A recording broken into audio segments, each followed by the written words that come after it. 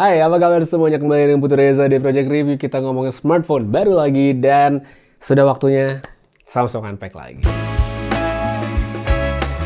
Ya, jadi kali ini saya lagi ada di acara Samsung Galaxy Unpack, rangkaian acara mereka yang sedikit berbeda ya dibandingkan Unpack sebelumnya. Karena kan kalau yang kemarin-kemarin Unpack tuh di Amerika Serikat, tahun lalu di Seoul, Korea. Sekarang Unpack-nya di Paris, di Prancis. Ini adalah Unpack pertama saya yang di Eropa, jadi excited banget untuk bisa hadir di sini. Ngomongin tentang produk-produk terbaru Samsung. Produk barunya apa? Mungkin sebagian udah pada tahu ya. Ada smartphone lipat, Galaxy Z Fold 6, ada Galaxy Z Flip 6. Selain itu juga ada wearable, Galaxy Watch 7, ada Galaxy Watch Ultra juga yang menarik banget, nanti bakal kita omongin ya di belakang. Serta nggak ketinggalan, ada TWS ya, Galaxy Buds 3, dan ini Galaxy Buds 3 Pro. Ya ini saya udah ada barangnya, bakal dicobain, nanti bakal saya update di Instagram Story atau juga IG Reels, jadi pantengin aja, di follow kalau belum. Tapi untuk video kali ini kita akan fokus ke smartphone-nya dulu yang belum saya pegang di kamar hotel ya, kemarin udah pegang, kayak bisa bikin video ini. Saya mulai dari Galaxy Z Fold 6. Untuk handphone yang satu ini kita bisa lihat dari segi desain itu ada perubahan dari Samsung, di mana Galaxy Z Fold 6 itu dibuat dengan sudut yang lebih tegas ya, jadi lebih mengotak handphone.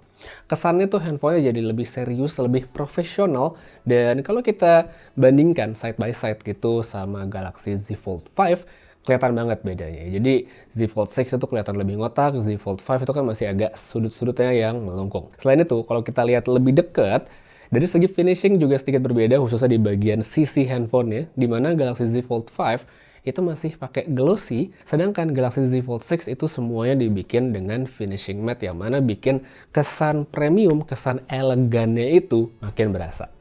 Yang ngomong-ngomong soal rasa, saya juga mesti kasih apresiasi buat segi build quality, karena Galaxy Z Fold 6 ini bener-bener berasa mantep pas di tangan, pas dipegang itu feel premiumnya dapet banget, kayak handphone itu solid banget pas dipegang. Sampai-sampai saya ngerasa wah ini kayak sayang gitu kalau nantinya punya terus di casingin, karena emang bener-bener berasa mantep handphonenya. Cuma kan tetep ya ujung-ujungnya kan bakal kita casingin juga, tapi bagus lah handphonenya berasa lebih kuat.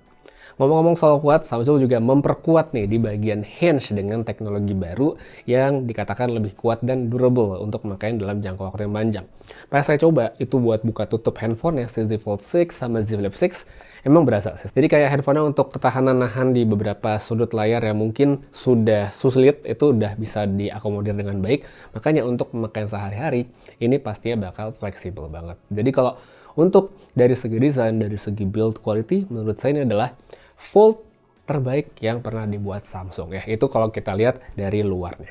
Terus kalau misalnya kita lihat yang ke dalam, nah kita kalau ngomongin Samsung sekarang pasti nggak jauh-jauh dari Galaxy AI. Nah, Galaxy AI ini masih menjadi satu poin yang sangat dikedepankan Samsung di lini handphone baru mereka. Nggak cuma di Fold ya, tapi di Flip juga. Fiturnya banyak yang dikembangkan, sebenarnya kayak kelihatan pengembangan dari teknologi yang sebelumnya, cuman di-enhance, ditingkatkan dengan sangat menarik ya. Jadi ada satu fitur yang menurut saya menarik banget, namanya Composer. Mungkin yang tahu Galaxy AI, kalau sebelumnya ada yang namanya Writing Style, di mana AI itu bisa ngebantu kita untuk memberikan saran, suggestion, supaya kalimat yang kita tulis bisa dibuat dalam beberapa style tulisan lah, gaya tulisan. Ada yang casual, ada yang sopan, ada yang profesional gitu, atau mungkin emoji. Nah itu kan sebelumnya udah bisa. Nah tapi dengan Composer ini, kita bisa ngasih prompt, ya kita bisa ngasih perintah, tolong tulisin kalimat tertentu gitu, dan AI akan nge-generate kalimatnya. Yang menarik, ini kan sudah support bahasa Indonesia dari awal. Jadi kemarin pas saya ngetes itu benar-benar udah bisa saya cobain dengan bahasa Indonesia.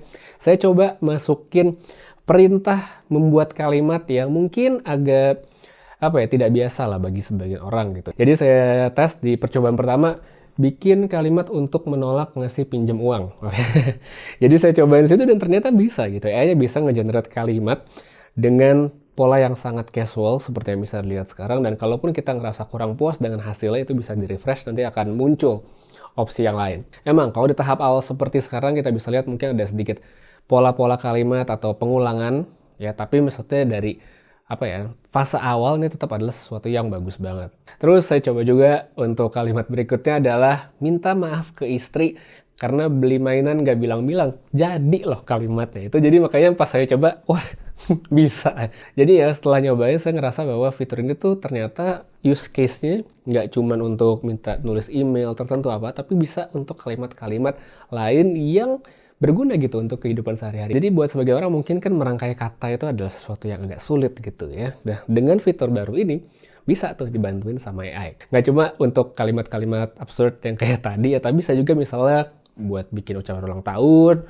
bisa juga mungkin buat bikin caption gitu. Mungkin ada yang punya foto liburan tapi bingung bikin caption, ya mungkin bisa dibantu pakai fitur Composer ini. Jadi mantap, saya suka fiturnya gitu.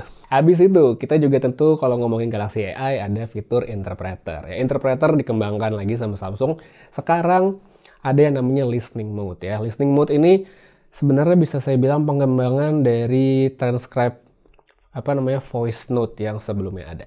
Kalau sebelumnya yang voice note itu kan kita mesti ngerekam dulu voice-nya, kita stop, baru nanti kita pilih transcribe, nanti ada rangkuman atau omongannya seperti apa. Nah, di listening mode ini, handphone itu kayak mode standby, dia akan langsung mendengar dan menerjemahkan apa yang mereka dengar gitu ya, apa yang handphone dengar ke bahasa yang kita pilih. Mungkin memang ada sedikit delay karena mereka benar-benar merangkum sampai si pembicara itu ada berhenti, baru di stop gitu ya, baru dirangkum ya, dikasih terjemahannya. Tapi tetap ini akan sangat membantu mungkin bagi mereka yang lagi ikut kelas, lagi ikut seminar dengan bahasa yang mungkin tidak familiar. Ini bisa sangat ngebantu sih, saya lihatnya kayak gitu. Terus buat yang translation atau penerjemahan yang buat pembicara, kalau sebelumnya kan di Galaxy AI kayak di Galaxy S24 Ultra atau di Fold sebelumnya kan kayak layar handphone dibagi dua, jadi kita harus naruh handphonenya begini gitu kan di depan orang. Nah sekarang dengan form factor handphone lipat itu dikembangin Samsung, sehingga untuk lawan bicara itu bisa ditampilkan di layar luar handphone. Jadi biar pembicaranya tuh bisa mungkin kelihatan lebih natural. Kan satu orang satu layar gitu, nggak bagi satu handphone dibagi dua layar.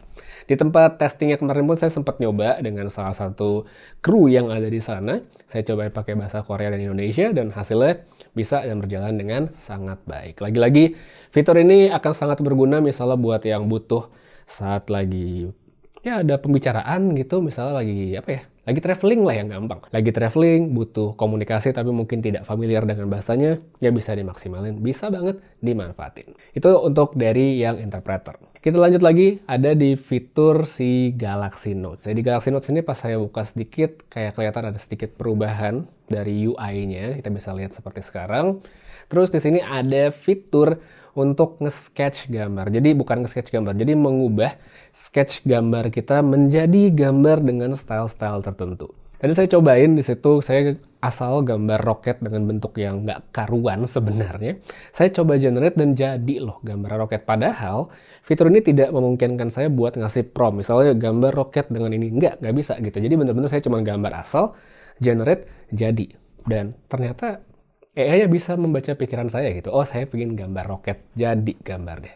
Mungkin emang nggak semua orang sih ya suka dengan fitur seperti ini, karena saya tahu yang masih kontra dengan AI untuk gambar tuh ya cukup banyak juga. Tapi buat yang emang pingin having fun dengan fitur ini ya sebenarnya bisa-bisa aja. Nah masih soal gambar, ini dia juga fitur dimana kita bisa menambahkan atau nge-generate objek di foto yang kita punya. Contoh, saya punya foto sekarang, saya tunjukin, saya foto ambil di lokasinya tadi.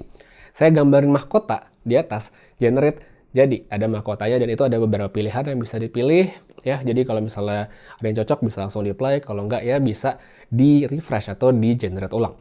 Hal yang sama ini juga bisa dilakukan di sketch gambar yang tadi ya. Jadi ada beberapa pilihan bentuknya seperti apa, itu bisa kita sesuaikan sama preferensi yang diinginkan. Terus masih soal foto juga ada fitur untuk nge-generate portrait ya. Jadi dari foto kita akan diambil gambar portraitnya untuk bisa kemudian dijadikan gambar, entah buat profile picture atau apa, dengan beberapa set template atau style yang bisa dipilih.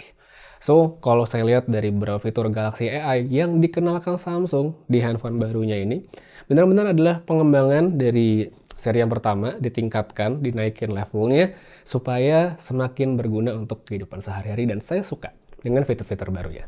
Apresiasi banget buat Samsung. Lanjut lagi, kalau kita tadi udah ngomongin tentang Galaxy AI, sekarang kita lanjut ke bagian spek. Saya yakin banyak penasaran juga. Sebenarnya nggak perlu penasaran sih, karena speknya mungkin sudah bisa diterka. Speknya flagship dengan Snapdragon 8 Gen 3, RAM-nya besar, dan kapasitas internal seperti yang sekarang, konfigurasinya bisa langsung dilihat. Baterainya juga bisa langsung dilihat sekarang. Untuk ukuran layar dari jenis panel juga sebenarnya tidak banyak berubah.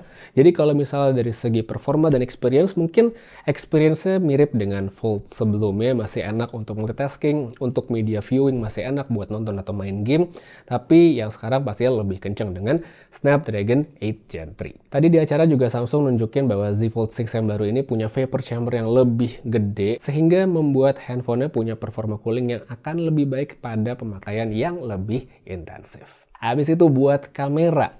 Nah, mungkin kalau kita lihat di bagian belakang, setupnya tidak berubah ya dibandingkan sebelumnya, masih dengan triple camera. Tapi Samsung bilang di sini ada yang namanya Pro Visual Engine. Jadi untuk pengolahan gambar dikatakan bakal lebih baik. Seberapa baik, seberapa bagus kalau kita compare dengan Galaxy Z Fold 5, ya nanti bakal kita omongin di video-video berikutnya setelah saya cobain barangnya. Jadi stay tune aja terus ya, nanti pasti bakal dibahas. Jadi ya kurang lebih itu untuk si Galaxy Z Fold 6. Sekarang kita lanjut ke Galaxy Z Flip 6 ya. Di sini desainnya dia punya bahasa yang mirip dengan Galaxy Z Fold 6 juga ya, dimana flip terbaru ini kelihatan lebih tegas, lebih kotak gitu, lebih kelihatan boxy, sehingga mungkin ada yang suka, ada yang mungkin kurang cocok ya. Balik lagi sih ke preferensi. Cuma kalau dari segi build quality, mantep ya. Apalagi dengan hinge baru ya, nggak cuma di flip, di fold itu dapat hinge baru yang lebih kuat. Jadi untuk pemakaian jangka panjang harusnya sih bagus-bagus aja. Terus untuk fitur Galaxy AI juga tidak ditinggalkan Samsung. Galaxy Flip tetap dapat komplit seperti yang bisa didapatkan di Galaxy Z Fold, termasuk fitur AI gambar-gambar yang ada di Galaxy Notes. Jadi walaupun si Galaxy Z Flip ini tidak mendukung S Pen, tapi kita gambar dengan tangan sekalipun ya tetap bisa jadi dan di-generate dengan sangat baik. Jadi ya saya suka banget karena Samsung tidak mengurangi fiturnya dari handphone yang mungkin punya form factor sedikit berbeda. Terus untuk spek saya sendiri dari Galaxy Z Flip 6 ya tetap flagship gitu dengan konfigurasi sekarang dari RAM dan juga kapasitas internalnya. Yang menarik dari segi baterainya meningkat di versi yang baru ini menjadi lebih besar. Dan ngomong-ngomong lebih besar, yang unik juga adalah Galaxy Z Flip 6 ini punya vapor chamber yang gede banget. Jadi ditunjukin tadi itu kalau di bagian cover screen-nya Galaxy Z Flip 6 itu hampir isinya vapor chamber, gede banget vapor chambernya. Mungkin sebagai orang ngira buat apaan gitu handphone flip dikasih vapor chamber gede-gede, kan bukan buat main game. Betul, memang. Tapi ya panas dari handphone kan nggak cuma buat main game ya. Dan saya ngeliatnya dengan tren saat ini buat orang yang mungkin suka bikin video, apalagi dengan form factor flip yang sangat fleksibel gitu untuk bikin konten, bisa setengah lipat segala macam. Bagi mereka yang mungkin akan bikin konten dengan ngerekam video resolusi tinggi, durasi lama, kehadiran vapor chamber ini akan sangat ngebantu untuk ngejaga handphonenya supaya lebih tetap adem gitu untuk makanya dalam jangka waktu panjang, dan ya tetap jadi tambahan yang bagus banget si vapor chamber ini tadi. Kemudian kita lanjut ke bagian kamera. Di sini juga ada perubahan. Yang pertama dari segi tampilannya dulu ya, dari kamera itu kalau kita lihat di luar ada ring atau bulatan di sekitar lensa yang mana warnanya itu akan menyocokkan dengan warna dominan dari handphonenya. Jadi kalau misal handphonenya warna kuning, ringnya bakal warna kuning, beliau warna hijau bakal warna hijau, silver warna silver, dan seterusnya, pokoknya ngikutin. Untuk dari segi resolusi juga ada peningkatan di kamera utamanya si Galaxy Z Flip 6. Habis itu ada juga Pro Visual Engine untuk hasil gambar yang dikatakan bakal lebih baik. Tapi balik lagi seberapa bagus, seberapa peningkatannya bakal kita omongin belakangan. Terus ada juga satu fitur untuk tracking ya. Tracking ini menarik banget, kita bisa pakai untuk foto maupun video. Dan kalau emang kita mempertimbangkan tren saat ini di mana banyak orang yang akan membuat konten dengan handphonenya, plus dari form factornya si Flip juga sangat fleksibel untuk dilipat ya.